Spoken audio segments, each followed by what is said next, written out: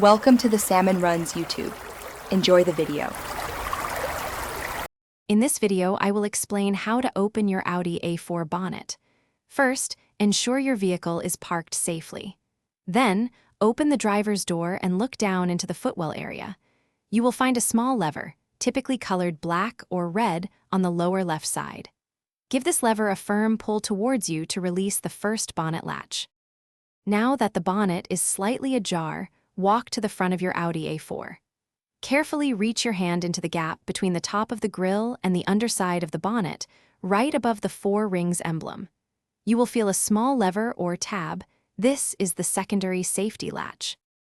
With one hand, gently push or slide the secondary safety latch to the side, usually to the left. While holding the latch, use your other hand to lift the bonnet upwards. Some Audi A4 models have hydraulic struts that hold the bonnet automatically. If not, locate the metal prop rod and insert its end into the designated hole to secure the bonnet in the open position.